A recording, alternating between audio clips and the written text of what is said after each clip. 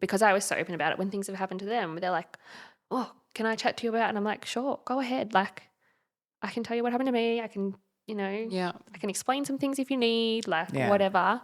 And I think that's really important. And some people kind of get a bit like taken back when you kind of talk about it because they're like, oh, I don't know if I should talk about this. I don't know how to be around that. I don't want to make you feel worse. I don't want you to feel this. Yeah. And it's like, no, I don't need the pity. I'm not looking for pity. I'm not looking for any of that. I just want other people to know that they're not alone.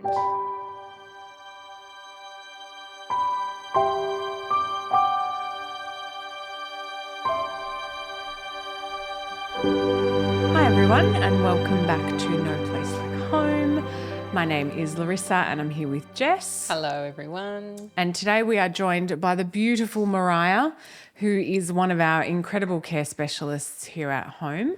Thanks for being here, Mariya. Thank you for having me, guys. You're welcome. Tell us a bit about your background and your experience for those that don't know. I studied to be a paramedic, went straight from high school to uni. Initially, I didn't want to finish high school and I wanted to be a hairdresser, but I wasn't allowed to do that. Really? Yeah. Oh, so I moved out of home, lived with my sister, finished high school and then went straight off to uni at 18. And then I studied to be a paramedic. Not sure how that. Yeah, what took you? Okay. I don't know how I ended up there, but I ended up there. Okay. And then at 21 you go out and you go into your grad year as a paramedic, still on your P's, able to drive this giant 1-ton van. Oh, wow. Life-saving equipment. And then, I don't know, I was a paramedic for a while and you just do it. Okay. Yeah. So you literally from school, so being a paramedic didn't come from kind of anything else. You literally, that's what you did from 21. Wow. Yeah. So how long have you been a paramedic for now? 8 years. Yeah, right. That's a long time in a job like that. Yeah. Especially when you've done nothing before. Like it's not like you had other little jobs that led to you being a paramedic. It's like boom, here I am, paramedic, 8 years on the job. Yeah, I've been very fortunate since having kids that I've had time off. Yeah. Okay. So it hasn't been 8 full years on road because that would have been a lot. Yeah. But yeah, it is. I think I had a lot of other life experience that I felt, I guess, fortunate to have. Like I grew up on a farm, and so like I'd seen the cycle of life, and all those kind of things that other people haven't, and so then you sort of just that didn't really affect me in the same way that I could see some of my uni mates and other colleagues that have sort of lived in the city, lived at home forever, and then they're still living at home and they become a paramedic, and it's like, wow, that's a lot. That's really heavy. So I felt really fortunate in that way that I had that before I went in to like just have a bit more life experience. Did you get into it and love it straight away, or did you get into it and go, oh, wow? What have I done? Yeah.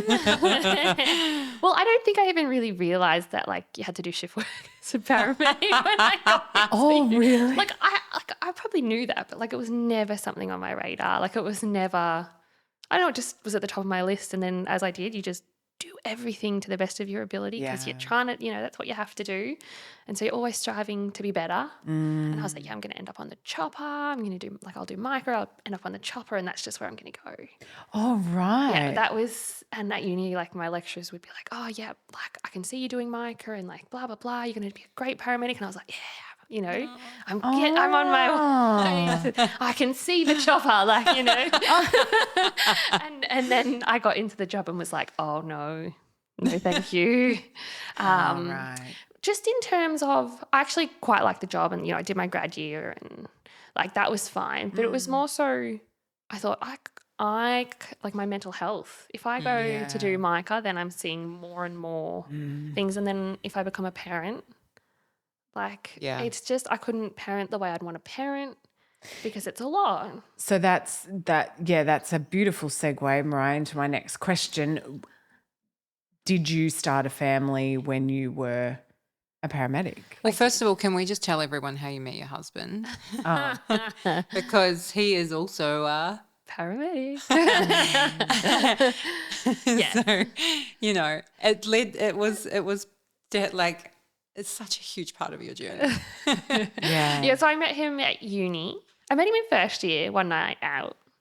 And then I met him like a year later at another uni function, but he was already working. Right. But I was like, I recognise this guy, but I don't really know. Anyway, and so it's funny, there's a photo of us like a year before in the same photo before we actually really met and like got together.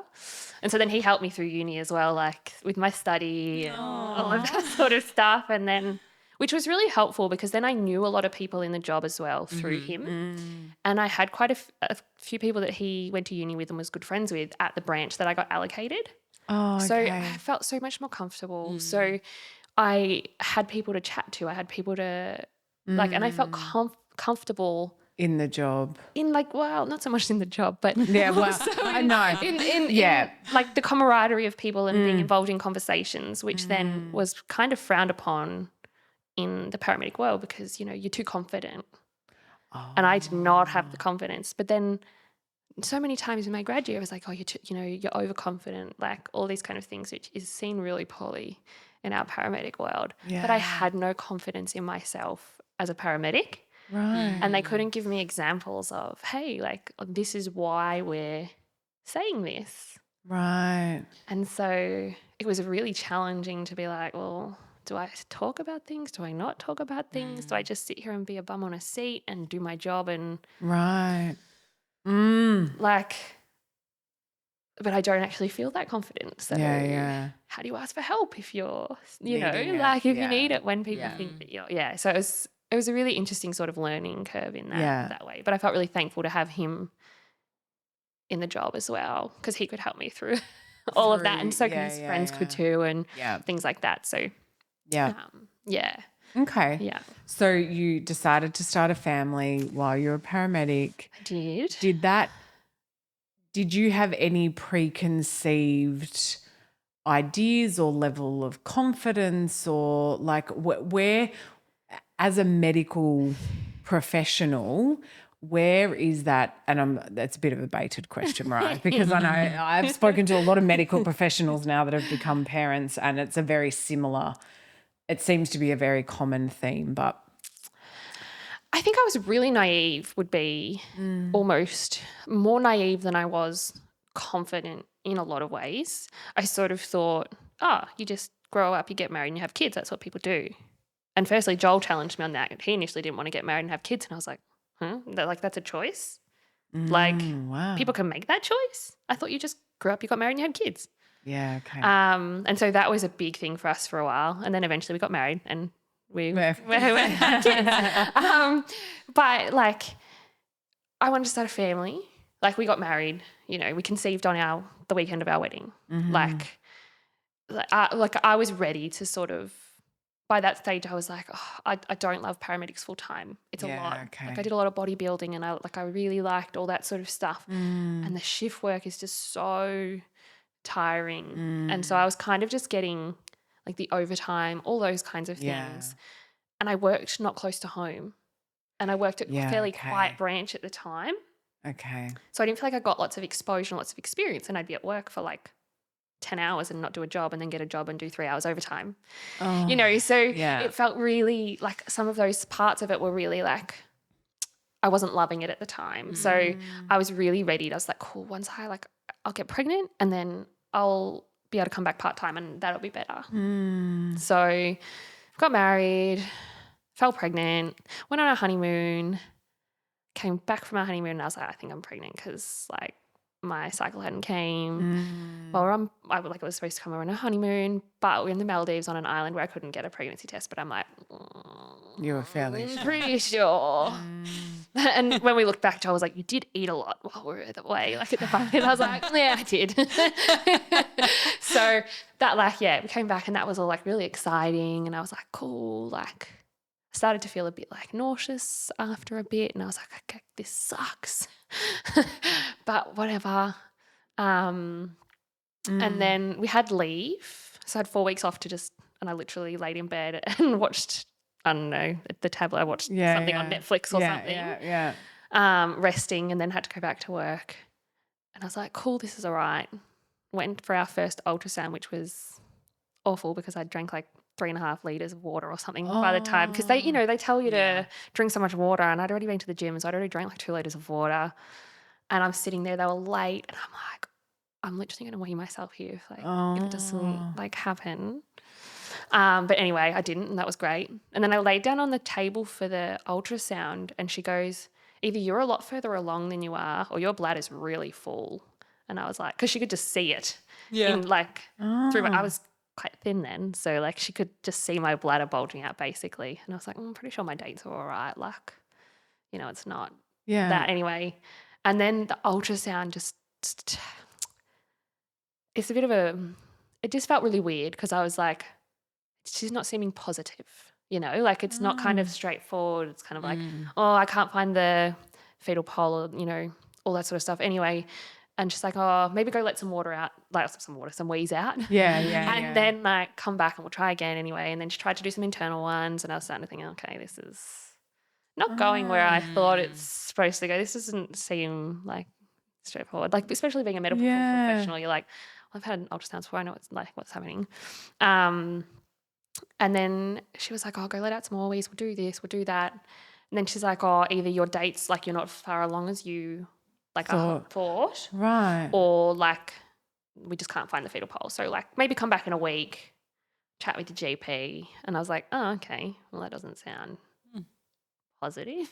But is that not bizarre? Sorry, I find that really bizarre that they would not do and just send you away. Just off you go. Yeah, right. Talk to your GP, come back in a week, you'll be right. I went to my physio, like I had a physio session after that or something, and I went to physio, and my GP called me when I was in the waiting room.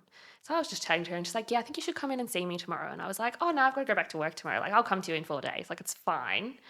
Oh, wow. And she's like, no, I think you should come and see me. And I was like, no, like, it's all good. I'll come to you in 4 days. She's like, no, I think you should take the day off work and come and see me. And I was like, oh, okay, all right.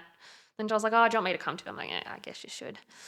And so then I had to have like blood tests a couple of days apart to see if my HCG was still rising. Yeah.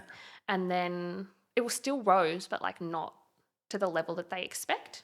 Right. But like I don't know anything about, like, we know a lot as paramedics, but we don't know anything about the ins and outs of this sort of stuff. So then I had those, and then she's like, oh, okay, they've risen, but probably enough. You'll have to go down to the ED go to the ED and present to the ED. And I was like, there is no way I want to go to an ED. Because that you acutely know. Like, I know what that's like. I'm not sick. I don't know to go to an ED, right? Anyway, and especially I was like, I don't want to go to the ones that I've been. So we went to a different hospital close to where my GP is, not where we were kind of living at the time, and sat there waiting, and they treated me like an idiot for coming, and like it was just no help. And they're like, oh yeah, we'll just send you into the GP clinic here. And I'm like, I've just come from my GP. Like we know where we're at. Why am you sending me to the GP? My GP couldn't tell me, so why are you sending me to the GP? Anyway, she spoke to the one of the head OBs or whatever there. She came down. She's like, cool, called the where they did the ultrasounds and asked for a particular measurement. She's like, yeah, cool. Like that means it's not viable. You shouldn't and that's why I should have known like a week prior that it wasn't going to be viable. I'd had this whole week of like, is it not, like what's going on? And that uncertainty. Oh, the week would have felt like an eternity. It was. And I'm not someone that cries. So it was really an interesting experience for me that like I was totally fine. And then my dad called and he was like, oh, how'd it go? Because we hadn't really called anyone after the ultrasound because we didn't really know what it was. And I was just like, oh, it didn't go very well. And then I just bawled my eyes out and I was like, oh, wow, this is weird. Like, okay, here it is. And then for like 4 days or something, I just like cried and cried. And Joel would be like ready to go to work. And then he'd go to like walk out the door and I'd just start crying. And he's like, okay, I'm not going to work. I'm like, okay. Like it was just such an odd experience because we didn't know, like, I was like, part of me was like, well, it's not viable. And part of me was like, well, like maybe it's still okay. And I started to feel a bit less nauseous. And I was like, oh, this is so much better. And I was like, this is great. Like I'm not feeling as nauseous. Like anyway, and then after I was like, oh, I feel a bit bad for feeling so good about not being nauseous. Yeah. But anyway, so then I had to wait over the weekend because then they have to like book you in. Yeah. Well, I chose to have a D&C because I couldn't be out on road and, you know, helping someone else and start bleeding. Like it's just not practical. Okay. And like I wasn't going to take more time off work. Like I didn't feel like I could take more time off work. So I had to wait over the weekend, and then I had like one day after the D&C before I went back to work. Wow. Yeah. That's I look at that now and I'm like, that is absolutely I was going to say disgusting. to you, how the benefit of hindsight. Yeah. Yeah. So like I went in for the D&C. I wasn't allowed to have anyone in there with me. Oh. And so like Why? I don't know. It's like day surgery. You go in for a D&C and, you know, so I wasn't allowed anyone. Like I was there on my own and I thought I was cold. And I look back now and it's obviously the adrenaline that's rushing. But I was like, I didn't want to tell anyone I was cold. So I didn't want to ask for another blanket. Like I didn't want to be annoying. So was there anyone through that time that like clearly communicated to you what was going on, or was it just all very like, oh, well, this is what it is and yep, so this is just like the next step? Or not really. I mean, I think I don't know whether they thought I knew because I was a paramedic or like the communication was really poor. I just felt like we're just getting tossed from one person to another. And no one was saying explicitly, hey, I don't know if this pregnancy is viable, or hey, you need to go here because it was just a bit vague, wasn't it? Yeah. The whole thing was just very vague. So I had the D&C because that was what I opted for. And then I came out of that and like I always cry when I come out of an anaesthetic. It's just something that happens. oh yeah. And so I started crying and I was like, oh, I wonder if this is because like my body knows that like, it's just been cleared of all its pregnancy materials, or like is that emotional? Is it I don't know. Anyway, and like no one was there. Like it's not like I could have anyone with me. That's so just horrible. Like, and the nurses are all busy, and like I know what that's like. So like no shade on them, but the system is just not. I feel like it's all at the moment. There's so much of these, the birth trauma investigation has obviously spurred on a lot of this discussion. Yeah. And while I know and appreciate that, everyone's under the pump, I also feel like it's just this massive overarching excuse. And meanwhile, we've got women who are in these situations where you just have no idea, and you're in like this world of everyone running around you, but there's this like quietness and you're like, well, what's going on? Mm-hmm. What's going on? What am I meant to do? Yeah. Was there any kind of follow-up care after your procedure, or? No, I had to see my GP after a week or something. Wow. Yeah. So for those who don't know what a D&C is. A dilatation and curette. So basically they like scrape out your uterus. Yeah. So people have it for a number of different reasons. Yeah. Not just pregnancy related, but yeah. Yeah. Rather than just waiting for the pregnancy to like pass naturally. So okay. that was fun. And then I went back to work. Okay. Because I was like, well, I've already taken 8 days off work. Yeah. And I was like, well, I can't take more time off work. I don't have sick leave for that. Yeah. It's that mentality of. But like, and as well, I didn't realize like I was postpartum. Yeah. Yeah. That is such. I had no idea. Yes. Right? I didn't know. And then I never felt the same. And I'm thinking, this is weird. And now I know that like so much changes in that early part of pregnancy in your brain and everything that I'm like, oh, okay, would have been really nice to know. Was there much support from your family or, colleagues? Did you speak about it with your colleagues? I was very, very open about it because that's just kind of the person I am. Yeah. And I actually felt really let down after that because so many people were like, oh, yeah, I had I had 2 of those too and I did this and I had that. And I was like, why am I like – and then I think I told some family as well, and then I was like, oh, yeah, this person in family and this person in family. I'm like, I just assumed it had never happened in our family because no one's ever spoken about it, so it wasn't going to happen to me. Yeah, it's this unspoken there, the unspokenness that happens. And I've had so many friends come to me now because I was so open about it. When things have happened to them, they're like, oh, can I chat to you about it? And I'm like, sure, go ahead. Like, I can tell you what happened to me. I can, I can explain some things if you need, like whatever. And I think that's really important. And some people kind of get a bit like taken back when you kind of talk about it because they're like, oh, I don't know if I should talk about this. I don't know how to be around that. I don't want to make you feel worse. I don't want you to feel this. And it's like, no, I don't need the pity. I'm not looking for pity. I'm not looking for any of that. I just want other people to know that they're not alone. It's normalizing it, isn't it? There's so many of these big topics that's come up in a previous episode. We don't know as a society how to navigate these big topics. Yeah. So then we don't really do anything because we're like, we don't want to make a mistake or we say don't want to something do it wrong. Yeah. So sometimes it feels easier to just not do it. So then you obviously fell pregnant again. Was there a long period between that, Mariya, or was it? It wasn't long. Yeah. It did feel long. And I think too, like we conceived straight away. Like I think it was like I had my IUD out a month before the wedding. And then, we conceived. So it was like, oh, wow, like this is easy. This is fine. And then it was kind of like, do we want to, like I would really flow between I'm never having another pregnancy because there's no way I can go through that again. Like that is just not happening to I just need to be pregnant and that'll make me feel better.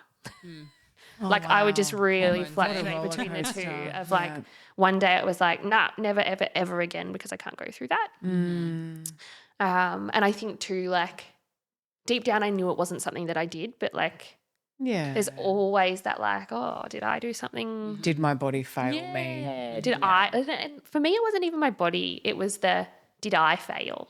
Oh, okay. Because there's like a long, deep-rooted history in me that's never felt enough. Yeah.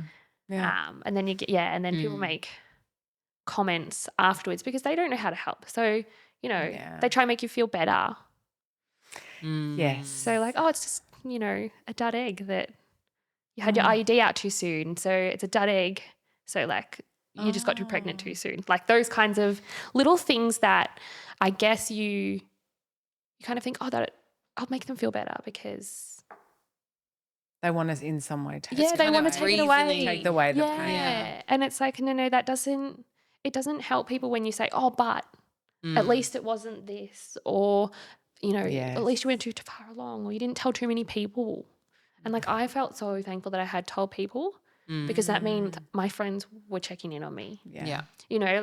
I've never understood that whole concept of not telling people till you're 12 weeks because if anything does happen, you need your support network. You need your work to know. You need, And you generally end up telling those closest around you anyway. Yeah. Of, I've had a miscarriage or, whatever it is. So, as I have gone through my years and gotten older, I do look back and go, why did I – and I hated waiting. Oh, I didn't wait. I can't believe you waited. I did. With Valentina, I waited. Like I told my mum and I told my in-laws, but then no one else. Wow. I didn't think I would wait, but I for the first one, Joel was like, nah, we're waiting because what if something happens? And I was like, okay. And then my family were trying to plan a cruise all together the next year.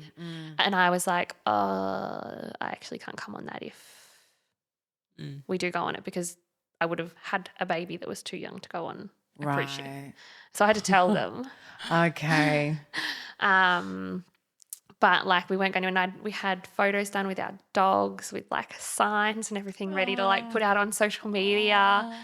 And then when we had to go see the viewing of those, I was like, yeah, we're going to have to can you just get rid of the date on that one so we can use it next time? Good plan. But I still look at those photos now and I think, oh, there was a little something inside of me in those photos. But anyway, it's, it took 6 months for the next one. Okay. Which So that would have felt an like a long time. eternity. Yeah. I look back now and like I felt awful saying it because like some people try for years. And like 6 months isn't that long, but it felt like so long. And definitely my mental health didn't like that. That was really, really tricky. And I'd lost that, like that light at the end of the tunnel of like, okay, I'm going to go off on mat leave. I'll come back and I'll come back part-time and it'll just be so much easier. It was gone. So being at work was really hard.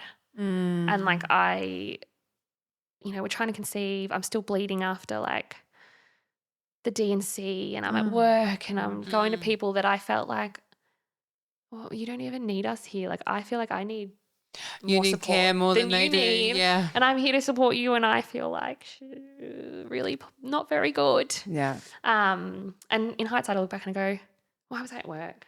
Like why didn't someone say to me, like you can take more time off. You don't have to come back yet. You know, like you can be sad about it. Yeah. You're allowed to be sad. You're allowed to feel like you've lost something. Yeah. Yeah. But in my head, I'm like, I'm not allowed to feel those things. So like, it's really confusing because that's how I think I feel that way, but like you can't feel that way because you're not supposed to. So that was really tricky trying to navigate that. 6 months later, we did conceive. And that was like, it was really good, but it was also really like just so much fear and anxiety. Yeah, I was going to say, how was that pregnancy for you then? COVID hit when I just came out of my first trimester. Right. And that was hard because I'd come off road luckily and I was already doing office duties because I didn't want to risk anything. But then Joel was still working as a paramedic. And so he was really worried about bringing something home to me because at the start we didn't know what it was going to do if of course it was so unknown. And, you catch COVID, what's going to happen, all those kinds of things. And he was like really worried something else would happen to this pregnancy. So like his mental health really quite declined through that stage. We had lots of trouble with different work things. I was literally stuck at home doing office duties, which I didn't hate, but also then you just couldn't go out of the house. Yeah. So like I was literally just stuck at home. Yeah. And that was really hard on someone that just, is always at the gym and then at work and doing all these things. So it was really quite tricky. But what did help was, I wanted to be more prepared, I guess, this time. I was less naive. So instead of being like, cool, I'll just follow, like I'll go to the hospital birth classes and then, whatever happens, happens. You can't plan your birth. I was kind of like, cool, I'll go to the hospital ones. And then Instagram started to explode. And there was just so much more information, so much more knowledge that people were putting out there. And it was just incredible. I learned so much from that. And I just, like it changed my whole outlook on pretty much like birth and pregnancy because as a paramedic, like we see the bad parts of it. Of course. So, you just kind of think, oh, you can't plan it, things go wrong, whatever. I was like, whatever will happen, will happen. And then I was like, oh, no, actually, cool. Like I learned about all different things. And then I was like, oh, this home birth thing's starting to like feel really good. That sounds really interesting. Like I understand that kind of, even though it's terrifying being in the paramedic world. Like everyone would be like, wow, what are you doing? I'd only ever been to ones that have had issues. So it was kind of this confusing mess almost in my head of like, I feel really torn to go this way. But like my mind knows you have to go this way because that's just what you do. Yeah. And like it's a bit woo-woo to have a home birth. Even though like I think all like 4 of my dad out of 5 of them were born at home in Holland. Yeah. Right? Yeah. Like but I still was like, oh, we don't do that here. Like I don't know, that's just and then it's been really a very close. good programming by the system. Yeah. So by the end of my pregnancy with COVID and not allowing people into the hospital and all those kinds of things, I'm then going through the pregnancy and all my ultrasounds and everything alone because of COVID. Oh, yeah. And so then I'm thinking every time I go into this for an ultrasound or a checkup, like something's going to go wrong and I'm going to have no one there again, which thankfully didn't. But every time you've got that same feeling of, oh my gosh. Yeah. And then I'm thinking, home birth's really, really coming up on my radar. And like there was no way Joel was going to go for that. But anyway, I was like, whatever, I'll just go in hospital, come out as soon as I can. And then I think I went in a couple of times for decreased movement because I was like, I don't know. Like I feel maybe it feels different. So went in, they're like, just come in, get checked. And if all's good, see you later. And I was like, cool. And then I went in, a month later and I was like 39.5, I think. And they were like, cool. So you've come in twice now. We recommend that you have an induction. And I was like, but hang shut on, the front door. But everything was okay. Yeah. They told me everything was fine. But they made that assessment just because you'd come in I think that's their policy or whatever, you've come in twice for decreased fetal. And that was a month apart. It wasn't even like close together. And I was just like, I was gobsmacked and like, I really didn't want to be induced. I was just like. Had you learned about the cascade of intervention? Yeah. I'd learned all about that. Yeah. So you I knew definitely. anyway. Yeah. From like being a paramedic, but the view on it was a bit different, I guess. Yeah. And I thought, there's no way I want to be induced. Like, no way. But then they're like, we recommend that you be induced, blah, blah, blah. And then I'm thinking, oh, God, well, if I don't be induced and something happens, then I put my baby at risk. Yeah. And, like, I couldn't live myself. Yeah. If for the second time, something goes wrong. So they're like, okay, go home and come back tomorrow at whatever time. And I was like, okay. And hated it. Like I really didn't want to be there. But anyway, they put she gave me a stretch and sweep and she's like, oh, wow, like you're pretty favourable, whatever. I'm like, cool. Come back in for the balloon catheter. And I mean, that was pretty uncomfortable, but whatever. That just sounds horrible. It's not very fun, but and then like an hour later, I went to go wee and this thing fell out of me and I was like, they were kind of like told me they'll take that out in the morning. Oh. And they're like, okay, well, and Joel had just left. And I was like, but they're like, you can just go home if you want. Like, obviously you're like 4 centimetres dilated because it only comes out when you're 4 centimetres dilated. Like, that's how much it is. So, but like, did anyone check you to? No. But like, I wasn't having contractions or anything like that. But it just like, it's the strangest feeling, this thing just, anyway, coming out. God. And they're like, oh, you can go home and come back in the morning if you want. I'm like, well, Joel's just left. Like, I'm not going to make him come back. He's got to be back here at 6 o'clock and for this induction. And so I had no sleep that night because it's loud. There's babies crying. There's everything. Like, I'm exhausted. And they're like, yep, cool, we're going to reel you to like, the birth suites now and start all of the stuff. And I was like, okay. And Joel wasn't there and I was really like, I really don't want an IV in until I've had X, Y, and Z. But like, I'm not very good at speaking up for myself. Joel's very good at that. So, and he wasn't there yet. And I was like, oh, okay. And then they break your waters and they do all these things. And then I had mech in my waters and I was like, this is not good. That's meconium. Meconium, so baby poo. Meconium. Sorry. Waters. What is that? Oh, baby poo. But that's a sign that the baby's distressed. But she said I had mech in my poo and that's a very... is that what I said? Yeah. Still a paramedic. Yeah, okay. Yeah. So I had meconium in when they broke my waters, which means, yes, baby's pooed inside. And so, like, I'm like, oh, okay, this isn't good. Like, this is worrying me. But no one says it. No one says anything to you. And you're like, okay, well, maybe it's not that bad because no one's saying anything. Anyway. Oh, wow. And then they're like, cool, nothing's happening. Let's put up the drip. And then that was a lot. It was very, very very fast and it was pretty quick. And I was very fortunate. There wasn't a lot of, it didn't take very long and it was pretty uncomplicated because obviously my body was fairly ready itself. Yeah. It was very painful. I couldn't move. Like, I felt like someone was tearing my hips apart. But that's fine. Yeah. And I had really good midwives to start with. That's good. Which was great. And then shift changeover comes on. Yeah, I know. Which, and I felt for this midwife, like student midwife. And so I'm like, I know what it's like being a student paramedic. Like, I feel for you. But it really was hard because I was only 9 centimetres when they did swap over because so the same person did the like internal check to be like, cool, let's see where you're at now, so that it was the same person. Yeah. And then I just started, like, my body just started, like, pushing this baby out and I had no idea that's exactly what was happening. But she's like, don't push. I'm like, I'm not pushing. She's like, just give me another hour. And I was like, okay. Oh, sure. Right? I'll just slow this down. She's like, for you. Give me another hour. And I was like, okay. So I tried. I was like, I didn't feel like pushing anyway, but I felt like I was getting like almost like this electric shock where something was putting me up on my tippy toes, trying to lift me off the floor, which I now know is the fetal ejection reflex, just pushing this baby out.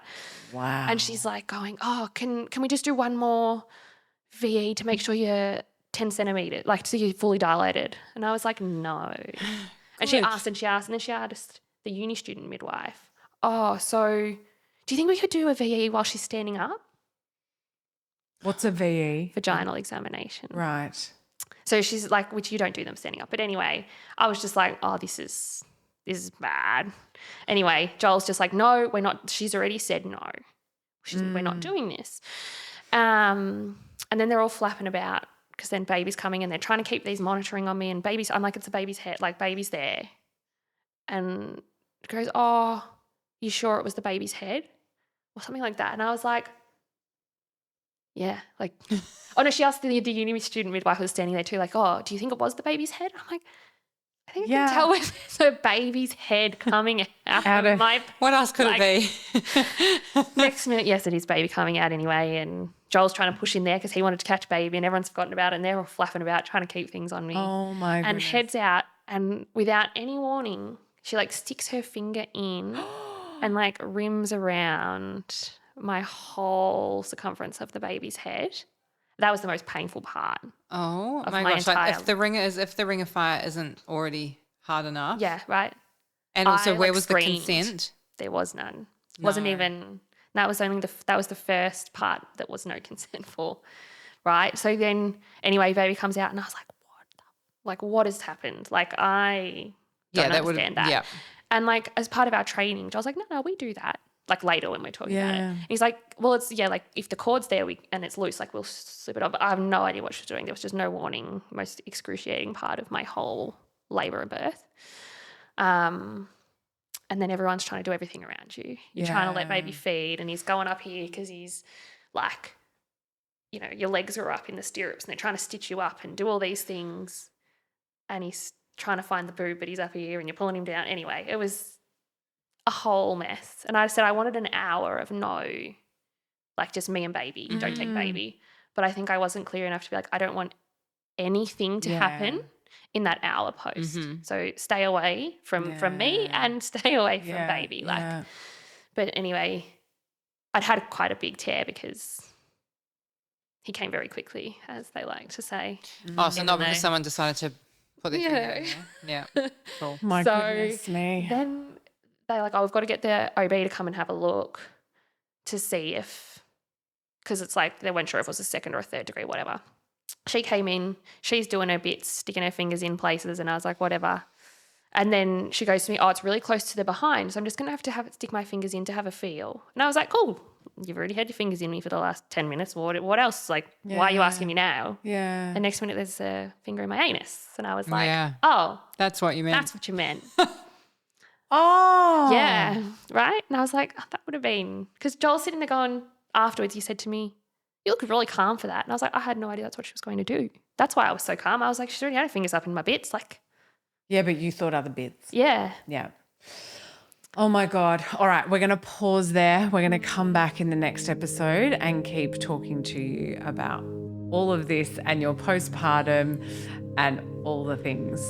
This podcast represents the opinions of our hosts and their guest speakers. Views and opinions expressed in the podcast are our own and do not represent that of our places of work. This podcast is for informational purposes only, and content here should not be taken as medical or professional advice. Please consult your healthcare professional for any personal recommendations and medical care. While we make every effort to ensure that the information we are sharing is accurate based on the best available information at the time of recording, we welcome any comments, suggestions or feedback via our website contact form, home.com.au/contact. Names and details of personal experiences may have been changed to allow for anonymity and privacy. To join the conversation, join us on social media at Home Postpartum.